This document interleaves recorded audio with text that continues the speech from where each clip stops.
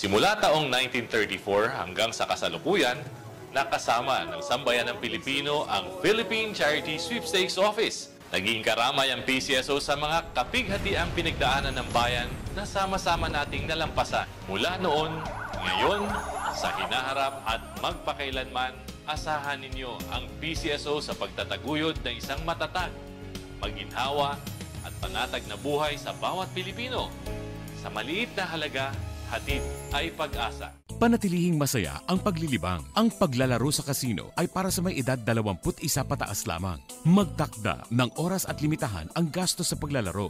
Huwag magsugal kung nalulungkot. Huwag hayaang makasira ng buhay at pamilya. Para sa impormasyon ukol sa responsible gaming, tumawag lamang sa hotline numbers 623-1869 at 0917-592-6618 o bisitahin ang www.casinofilipino.ph. Isang mensahe mula sa PAGCOR. Keep it fun. Game responsibly. Sa pamamagitan ng state-of-the-art 25,000 watts fully digital AM power stereo transmitter. Ito ang DZME 1530, numero 1 sa paghahatid ng mga sariwang balita, impormasyon, komentaryo, alik, musika at public service. DZME 1530, una sa kanan, ang himpilang may paninindigan. Rex Kayanong sa Target On Air. Kanina meron lang ho kami tinanggap na tekso mga kaibigan dyan ho sa Palawan Province. Ang plano pala dyan ho sa Palawan, hatiin din ho sa 3 probinsya. Ngayon dito naman ho sa Maguindanao, kumbagay aprobado na ho sa Senate Committee on Local Government yung panukala ho ng paghati ho dun sa 2 probinsya. Ng Maguindanao, Senate Bill 1824 at 1714 ni Francis Tolentino at maging House Bill na 6413 ni Congressman Ismael Toto Magundadato. Ito nga ho ating kausapin. Kaugnay ito sa tinatalakay ho natin. Nasa linya ng aming komunikasyon si Congressman Toto Magundadato. Kong, magandang hapon po, si Rex Kayanong. Magandang hapon, Rex. Unang-una ako babapi sa'yo ng maligayang kaarawan. Enjoy your day, ha? Okay. Okay naman. Magandang hapon, Rex. Apa, salamat po, Congressman Toto Magundadato. Sa paghati ho sa 2 lalawigan sa ilalim ho ng Bangsamoro Autonomous Region in Muslim Mindanao Barm, ilang bayan kabilang ho dun sa Northern Mindanao at Southern Mindanao, Congressman? Yung Southern Maguindanao ay composed of 24 municipalities. Mm-hmm. At ang Northern Maguindanao ay naglalaman ng 12 munisipyo, including the city of Cotabato City. Mm-hmm. So, pero sa distrito may include yung Cotabato City. Ganun pa man, ito ay nasalang na rin sa committee level ng local government na pinamumunuan ni Sen.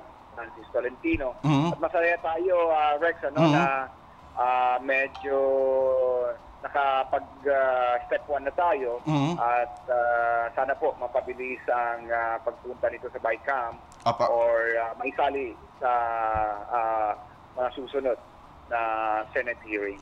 Kang Bali, ano po yung magiging kabisera o kapitolyo ng mga ito? Ang proposal po namin at yung napagkasunduan at inaprubahan ng mababang kapulungan ng Kongreso ay ang capital town ng Southern Maguindanao ay Buluan, Maguindanao, kung saan ngayon kasalukuyang nakabase ang seat of government ng the province of Maguindanao. Ang pangalawa naman, itong Northern Maguindanao, ang kanyang seat of government ay nasa Dato-Uding Sinsuat. So, yun ang nakapaloob dun sa 6413 na galing sa Kongreso. So, yun din ang sinunod ni na panukala ni Francis Tolentino, Senator Francis Tolentino, sa 1824 na kanyang Senate bill. At doon naman kay Senator Cynthia Villar, doon sa 1712 ba yun? 1714 ba yun? Hindi ako magkakamali. Ay ang seat of government ng Southern Maguindanao ay doon din sa Buluan, Maguindanao. Oo. Opo, at kung naniniwala po ba kayo na totoo at magiging daan itong upang umunlad o umangat ang pamumuhay dyan ho sa Mindanao kapag nahati ho sa dalawang province, Congressman? Alam mo, yes, Rex, alam mo pagka nahati ito, mas mapabilis ang social services at infrastruktura doon sa Northern Maguindanao dahil sobrang laki kasi ng area. Ay minsan hindi rin maiwasan na medyo mabagal at yung mga social services ay medyo mabagal din. So pagka nahati ito, total na-meet naman niya ang requirements na yung land area, yung populasyon, ay okay na to at mapabilis ang development. Sa inyong palagay, Congressman Magundadato, may implication po ba to sa matagal nang inaasam kumbaga yung peace and order ng buong Mindanao o Maguindanao, Congressman? Isa po yan na magbibigay po sa mabilisang pagresolba ng mga petty crimes at sa mga glitches na kinakaharap ng probinsya ngayon. At mas liliit ang tututukan. Mas okay na yung maliit na, kumbaga, halimbawa parang sa bahay din, na mas okay na yung maliit na bahay kaysa malamansyon na hindi mo nga kayang linisin, hindi mo nga kayang atupagin ang lahat ng nasa loob ng bakuran, halos nasa loob ng bahay, hindi mo na kayang silipin. Mas okay na itong maliit na kayang alagaan at mapansin lahat. At tong bali, magdadagdag uli ng 2 congressman pag natuloy ho yan? Yun pa rin ang mga representatives doon, Rex. Pero ang plano po namin, pagka na-materialize na ito at nagawa ng probinsya itong 2 na to, ay magpapasa na naman ako ng panukala na magkikreate ng ilang distrito. Dahil doon sa laki rin ng land area at populasyon, ay po pwede pa rin mag-create ng mga distrito dito sa Southern Maguindanao. Mensahe po, Congressman Toto Magundadato. Doon sa aking mga kababayan, sana suportahan po nila ito dahil alam ko naman po na sila rin ang pinaka-bottom line na decision maker dito sa pag-create ng 2 provinces na to.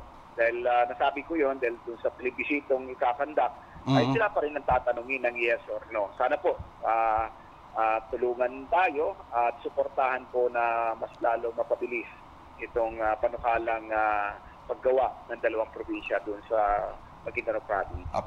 Salamat po, Congressman Ismael Toto Magundadato, 2nd District ng Maguindanao. Kong, mabuhay po kayo. Mabuhay din kayo, Rex. Happy birthday ulit. Thank you po. Rex Kayanong sa Target On Air. Yan ang tinig mga kaibigan ni 2nd District Congressman Magundadato mula ho dyan sa Maguindanao. Ang plano ho kasi kumbaga hatiin at napakalaki naman ho talaga ng province ng Maguindanao. Kumbaga iniikot ho namin yan Sabi nga ho nila parang ano ho yan Karex ang Oriental Mindoro, Occidental Mindoro. Nung araw Mindoro ho yan yan yung sinasabing Mimaropa. Palibas at napakalaki ho ng province ho nila. Kumbaga depende ho yan sa Kongreso at saka ho sa Senado.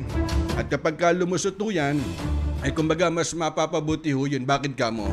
Kasi ang isang municipality o isang bayan, kung malayo ho dun sa Kapitolyo at mahahati ho yan, kumbaga magiging pabor kay Juan de la Cruz. Kumbaga mapapalapit ho yung basic service, yung pagbigay ho ng tulong dyan ho sa Maguindanao. At sumasaludo ho tayo kay Congressman Toto Magundadato. Simula taong 1934 hanggang sa kasalukuyan, nakasama ng sambayan ng Pilipino ang Philippine Charity Sweepstakes Office. Naging karamay ang PCSO sa mga kapighatiang pinagdaanan ng bayan na sama-sama nating nalampasan. Mula noon, ngayon, sa hinaharap at magpakailanman, asahan ninyo ang PCSO sa pagtataguyod ng isang matatag, maginhawa at panatag na buhay sa bawat Pilipino. Sa maliit na halaga, hatid ay pag-asa. Panatilihing masaya ang paglilibang. Ang paglalaro sa kasino ay para sa may edad 21 pataas lamang. Magtakda ng oras at limitahan ang gastos sa paglalaro. Huwag magsugal kung nalulungkot. Huwag hayaang makasira ng buhay at pamilya. Para sa impormasyon ukol sa responsible gaming, tumawag lamang sa hotline numbers 623-1869 at 0917-592-6618 o bisitahin ang www.casinofilipino.ph. Isang mensahe mula sa PAGCOR. Keep it fun. Game responsibly.